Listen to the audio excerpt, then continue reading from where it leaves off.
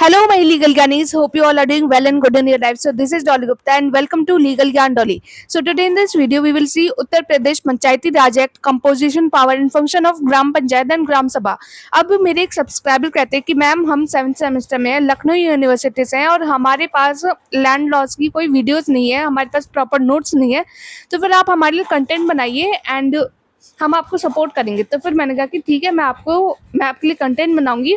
तो फिर अगर आपको मेरी वीडियो अच्छी लगे, मेरा कंटेंट अच्छा लगे, तो फिर मेरे इस वीडियो को लाइक कर देना एंड कमेंट कर देना, क्योंकि मेरे को आपके रिस्पॉन्स की मतलब आप कैसे मेरी वीडियो पे रिएक्ट करते हैं, आपको समझ आ रहा है नहीं आ रहा है, आपको कोई चीज़ बुरी लग रही है मेरे बारे में या फिर अच्छी लग रही है, तो फिर आप ये सब मेरे को बता देना कमेंट सेक्शन में। या फिर अगर कोई चेंजेस मेरे को अपनी वीडियो में या फिर नोट्स में करनी चाहिए, तो फिर आप ये सब मेरे को बता देना और सब्सक्राइब कर देना आगे की अपकमिंग वीडियोज़ में। So let's begin with this topic without wasting any time. तो इंट्रोडक्शन में हम बात करते हैं उत्तर प्रदेश के पंचायती राज एक्ट के। ये कब आता है? हमारे 1947 में आता है, जो कि एस्टेब्लिश करता है विलेज में सेल्फ गवर्नमेंट। उत्तर प्रदेश के विलेजेस में ये सेल्फ गवर्नमेंट को एस्टेब्लिश करता है। अभी ये हमारा कॉन्स्टिट्यूशन जो है वो क्या क्या प्रोवाइड करता है, वो ग्राम सभा और ग्राम पंचायत को प्रोवाइड करता है विलेज लेवल पे, जो कि प्रमोट करती है डेमोक्रेटिक डिसेंट्रलाइजेशन और लोकल एडमिनिस्ट्रेशन हमारे विलेज लेवल पे, यानी कि गाँव के लेवल पे। ये डेमोक्रेटिक डिसेंट्रलाइजेशन यानी कि जो पावर होती है वो डेमोक्रेटिक पावर होती है, तो फिर वो विलेज लेवल में यानी कि गांव के लेवल में वो डिवाइड हो सके। जैसे कि एजुकेशन फील्ड किसी ने संभाल लिया, किसी ने सैनिटाइजेशन फील्ड संभाल लिया, किसी ने क्या कहते हैं हेल्थ फील्ड संभाल लिया। तो ये इसी को कहते हैं हम डेमोक्रेटिक डिसेंट्रलाइजेशन लोकल एडमिनिस्ट्रेशन में। ठीक है, ये जो पंचायती राज सिस्टम है, राज सिस्टम एक्ट है, तो फिर ये हमारे कॉन्स्टिट्यूशनल स्टेटस से कब मिलता है? 73rd कॉन्स्टिट्यूशनल अमेंडमेंट में से ये मिलता है कॉन्स्टिट्यूशनल स्टेटस। अब ग्राम सभा क्या होती है? ग्राम सभा एक जनरल बॉडी होती है जिसमें सारे रजिस्टर्ड वोटर्स होते हैं, जो कि किसी एक विलेज में रहते हैं, ग्रुप ऑफ विलेजेस में रहते हैं। तो फिर जो भी मतलब किसी एक गांव के लोग या फिर ग्रुप ऑफ विलेजेस के लोग क्या कहते हैं, रजिस्टर वोटर लिस्ट में उनका इलेक्टोरल वोटर लिस्ट में उनका नाम आ गया, तो फिर वो मेंबर्स क्या कहलाएंगे? मेंबर्स कहलाएंगे ग्राम सभा के। ठीक है, तो फिर ये जो ग्राम सभा है ये पंचायती राज सिस्टम की फाउंडेशन होती है और ये एक्ट करती है डायरेक्ट डेमोक्रेसी की तरह। ठीक है, अब इसमें कैसे कैसे मेंबर्स होते हैं, अब हम उसकी बात करते हैं कंपोजिशन ऑफ ग्राम सभा की। All persons whose name are included in the, जैसे कि मैंने अभी आपको बताया था, जो भी इलेक्टोरल रोल की लिस्ट में उनका नाम रहेगा, जिन भी गांव के लोगों का नाम रहेगा, तो फिर वो क्या कहलाएंगे? मेंबर्स ऑफ ग्राम सभा कहलाएंगे। जो भी एडल्ट रेजिडेंट होते हैं किसी विलेज के और वोटिंग राइट्स उनके पास होती है, तो फिर वो इसके मेंबर बन जाते हैं। और ये फंक्शन कैसे करती है? ये मीटिंग करती है टाइम टू टाइम, पीरियडिकली, ये मतलब कि टाइम टू टाइम मीटिंग करती है और इसका ये फंक्शन होता है। जो ग्राम सभा है वो इलेक्ट करती है मेंबर्स ऑफ ग्राम पंचायत। ठीक है, अब पावर ऑफ फंक्शन क्या होती है ग्राम सभा की, अब हम वो देखते हैं। तो फिर इसमें काफी सारे इसके पावर से, पहला है एडमिनिस्ट्रेटिव फंक्शन। कैसे होता है इसका? ये सुपरवाइज करती है, जैसे कि ग्राम पंचायत जो होती है, जो मतलब ग्राम पंचायत, पंचायत का मतलब होता है जो पांच पंच, मतलब कि हम हिंदी में समझे सिंपल भाषा में, तो पंच मतलब 5 लोग। जो गांव के 5 लोग होते हैं, 5 मेन हेड होते हैं, जो कि इलेक्शन के थ्रू आते हैं। तो फिर वो इन्हीं की जो भी मतलब ये गांव में फंक्शन कर रहे होते हैं ग्राम पंचायत वाले, तो फिर ये इन्हीं के फंक्शन को सुपरवाइज मतलब देखती है ये कैसे काम कर रहे हैं। अगर ये सही काम कर रहे हैं या फिर ये करप्टेड है, तो फिर ये इन सबको ही देखती है। ये उनके डिस्कसेस विलेज डेवलपमेंट प्रोग्राम्स। ये मतलब कि विलेज में, मतलब जो गांव में ऐसे ऐसे डेवलपमेंट होना चाहिए, इन सब पे बात करती है और ये रिव्यू करती है कि गवर्नमेंट जो भी स्कीम्स लेके आ रही है, तो फिर वो हमारे गांव में इम्प्लीमेंट हो रही है नहीं हो रही है, वो ये सब देखती है। ठीक है, अब इसका फाइनेंशियल फंक्शन भी है। पहले तो हमने एडमिनिस्ट्रेशन फंक्शन की बात कर ली कि ये ग्राम पंचायत के काम को देखती है और डेवलपमेंट प्रोग्राम्स पे डिस्कस करती है, और ये वो देखती है कि क्या कहते हैं गवर्नमेंट स्कीम्स जो आ रही है हमारे गांव के लेवल पे, तो फिर वो इम्प्लीमेंट हो रही है हमारे गांव में या फिर नहीं। तो फिर ये इसके एडमिनिस्ट्रेटिव फंक्शन थे। अब हम बात करते हैं फाइनेंशियल फंक्शन के। तो फिर ये अप्रूव करती है ग्राम पंचायत का एनुअल बजट को, ये अप्रूव करती है। ठीक है, ये एग्जामिन करती है कि कैसे अकाउंट्स और मतलब कैसे हमारे रेवेन्यू है और कैसे हमारे एक्सपेंडिचर है, मतलब हमारा खर्चा कितना है, और हमारे ये जो ग्राम पंचायत है कैसे उन खर्चे को देख रही है, और क्या क्या पता है मतलब करप्टेड तो नहीं है, ये कहीं पैसा बीच में खा तो नहीं देती है। तो फिर ये सब देखती है। ठीक है, ये सजेस्ट करती है measures for proper utilization of village funds, यानी कि कैसे जो भी विलेज के फंड्स है, यानी कि जो गांव का पैसा है, जो गांव के लोग एज अ कहते हैं टैक्स दे रहे हैं, तो फिर वो यूटिलाइज हो रहा है, डेवलपमेंट में वो यूटिलाइज हो भी पा रहे हैं या नहीं, तो फिर वो ये सब देखती है। ठीक है, इसका ही फाइनेंशियल फंक्शन है।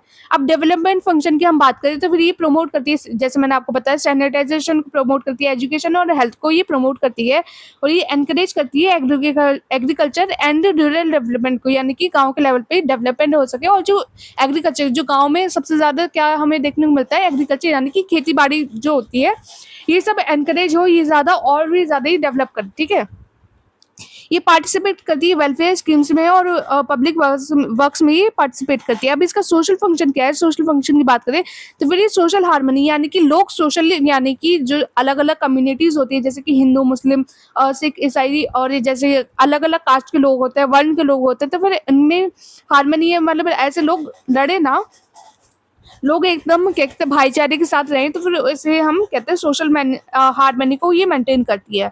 ये प्रमोट करती है अवेयरनेस विलेजर्स के बीच में कि हमें एक साथ रहना चाहिए, हर प्रॉब्लम में हमें एक दूसरे के साथ रहना चाहिए, लड़ाई नहीं करनी चाहिए, कॉपरेट करना चाहिए। तो फिर ये सब इन लोगों को अवेयर करती है। ये एनकरेज करती है वुमन को और वीकर सेक्शन को, जो हमारी वुमेन्स होती हैं और वीकर सेक्शन होते हैं, जो मतलब कि क्या कहते हैं, इनको ज़्यादा क्या कहते हैं रिसोर्सेज नहीं मिल पाते हैं अपने डेवलपमेंट के लिए, तो फिर ये उन्हें एनकरेज करते हैं कि आप भी पार्टिसिपेट करो, क्या कहते हैं डेवलपमेंट प्रोसेस में, आप एजुकेट हो, आप क्या कहते हैं गवर्नमेंट एग्जाम्स की तैयारी करो। मतलब एज एन एग्जांपल मैं आपको समझाना चाहती हूँ। ठीक है, अब हम बात करते हैं ग्राम पंचायत और इसके मीनिंग की। अब ग्राम पंचायत क्या होती है, ये कि एग्जीक्यूटिव बॉडी होती है ग्राम सभा की। तो फिर एग्जीक्यूटिव जो भी मतलब कि प्लानिंग और जो भी वो होता है, क्या कहते हैं स्कीम्स होते हैं, तो फिर ये एग्जीक्यूटिव यानी कि उसे इम्प्लीमेंट करती है ग्राम सभा की, जो भी क्या कहते हैं मीटिंग्स और क्या कहते हैं डेवलपमेंट प्रोग्राम्स, जो भी स्कीम्स होते हैं, तो फिर ये इसको एग्जीक्यूट करती है, यानी कि इम्प्लीमेंट करती है। तो इसे हम कहते हैं एग्जीक्यूटिव बॉडी ऑफ ग्राम सभा, और ये फंक्शन करती है as a local self government village level पे। ठीक है, ये क्या करती है, परफॉर्म करती है एडमिनिस्ट्रेटिव एंड डेवलपमेंट फंक्शंस को, जिससे कि लोग जो हमारा गांव है वो उनमें और ज्यादा वेलफेयर, यानी कि हमारे गांव के लेवल पे वेलफेयर हो सके, लोगों का भला हो सके, गांव और ज्यादा डेवलपमेंट, रूरल डेवलपमेंट हो सके। अब ग्राम कंपोजिशन कैसे होते हैं, मतलब कि ग्राम पंचायत में कैसे कैसे लोग होते हैं, अब हम उसकी बात करते हैं। तो gram panchayat is consisted for each village और ग्रुप ऑफ विलेजेस। तो ग्राम पंचायत मतलब हर विलेज के लिए, हर ग्रुप ऑफ विलेजेस के लिए होती है। इसमें कौन कौन होते हैं, एक होता है प्रधान, होता है जो कि हेड होता है ग्राम पंचायत का, एक होता है यूपी प्रधान, और एक होता है इलेक्टेड मेंबर्स इसके होते हैं। ठीक है, members are elected directly by the people of the village. जो इसके मेंबर्स इलेक्ट होते हैं वो कैसे होते हैं, लोगों डायरेक्टली इलेक्ट होते हैं उन्हें उसी गांव के लोगों के द्वारा। ठीक है, तो फिर सीट किसके लिए रिजर्व होती है, ये इन इलेक्टेड मेंबर्स के लिए। तो फिर कौन कौन से वो होते हैं, एससी होते हैं, यानी कि scheduled caste, scheduled tribes, other OBC, other backward caste, and women's के लिए, इनके लिए सीट्स रिजर्व होती है। ठीक है, अब ये जो टेन्योर होता है हमारे ग्राम पंचायत के, यानी कि जो क्या कहते हैं ग्राम पंचायत का हर 5 साल में इलेक्शन होता है, मतलब कि एक बार अगर ग्राम पंचायत बनी तो फिर वो 5 साल की रहती है। अब इनका पावर एंड फंक्शन क्या है ग्राम पंचायत का, अब हम वो देखते हैं। तो फिर इनका सबसे पहले सिविक फंक्शंस देखते हैं कि ये मेंटेन करती है विलेज के, मतलब कि गांव के रोड्स, उनके ड्रेन्स, उनकी पब्लिक प्लेसेस को ये मेंटेन करती है, उनमें देख रेख करती है, और ये क्या करती है, सप्लाई ऑफ ड्रिंकिंग वाटर को देखती है। Maintenance of sanitation and cleanliness को ये मेंटेन करती है, मतलब कि गांव में सैनिटेशन रहे, क्लीन मतलब कि साफ सफाई रहे, एंड पीने का पानी जो है वो सब सप्लाई हो। हमारी गांव की जो क्या कहते हैं रोड्स रहती है, नालियाँ रहती हैं और पब्लिक प्लेसेस रहती है, तो ये सब इन्हें मेंटेन करती है। ये स्ट्रीट की लाइट अरेंजमेंट को ये क्या कहते हैं देख रेख करती है इसकी। अब इनका एडमिनिस्ट्रेटिव फंक्शन क्या है, इनका एडमिनिस्ट्रेटिव फंक्शन की हम बात करते हैं, तो फिर ये मेंटेन करती है विलेज के रिकॉर्ड्स, यानी कि गांव में क्या क्या रिकॉर्ड्स है इन सबको देखती है। Registration of births and deaths, मतलब गांव में कितने बर्थ रेट है, कैसे डेथ रेट है, तो फिर ये इन सबको भी देखती है। ये इम्प्लीमेंट करती है गवर्नमेंट की पॉलिसीज को और स्कीम्स को गांव के लेवल पे। ठीक है, अब इसके डेवलपमेंट फंक्शन की बात करें तो फिर ये कैसे वर्क करती है, ये रूरल डेवलपमेंट प्रोग्राम को चलाती है, और ये प्रमोट करती है एग्रीकल्चर एंड कॉटेज इंडस्ट्रीज को। ठीक है, ये कंस्ट्रक्शन ऑफ कम्युनिटी असिस्ट, यानी कि जो कम्युनिटी के असिस्ट है ये फिर उन्हें भी देखती है। वेलफेयर एक्टिविटीज कराती है हमारे विलेजेस में। ठीक है, हमारे विलेजर्स के लिए और विलेजेस में ही कराती है। ठीक है, अब इसके फाइनेंशियल फंक्शन क्या है? फाइनेंशियल फंक्शन की हम बात करें तो ये क्या कहते हैं, ये कलेक्ट भी करती है और क्या कहते हैं, लोकल टैक्सेस और फीस को ये कलेक्ट करती है और उन पे क्या कहते हैं, प्रिपरेशन ऑफ एनुअल बजट, और ये एनुअल बजट को बनाती है और ये जो पंचायत के फंड्स है ये उन्हें को मैनेज करती है। अब वेलफेयर फंक्शन की बात करें हम, तो फिर वेलफेयर में यानी कि ये प्रमोट करती है एजुकेशन और हेल्थ केयर को और असिस्टेंस टू वीकर सेक्शन, यानी कि वीकर सेक्शन जो भी हमारे क्या कहते हैं छोटी छोटी कम्युनिटीज़ होती हैं और ग्रुप्स होते हैं, तो फिर ये उनको मेंटेन करती है, उनके बीच में हार्मनी रहे, ऐसे मतलब लोग आपस में लड़े झगड़े ना, उनमें कॉपरेशन रहे, भाईचारा रहे, तो फिर ये इन सबको देखती है। ये women and child welfare activities को भी देखती है। अब हम कंक्लूजन पे आते हैं, तो फिर जो ग्राम सभा और ग्राम पंचायत है वो बहुत ज़्यादा इंपॉर्टेंट रोल प्ले करती है हमारे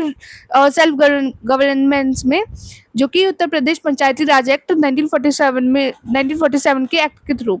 ठीक है, ये स्ट्रेंथन करती है डेमोक्रेसी ग्रास रूट लेवल पे by ensuring public participation, rural development and local administration. तो यहाँ पर हमारा लेक्चर होता है ख़त्म। और अगर आपको मेरा लेक्चर पसंद आया हो तो please do like comment and share, क्योंकि एज यू नो, क्योंकि एक एक चीज़ को पढ़ाने में, समझाने में, उसे रिप्रेजेंट करने में टाइम लगता है।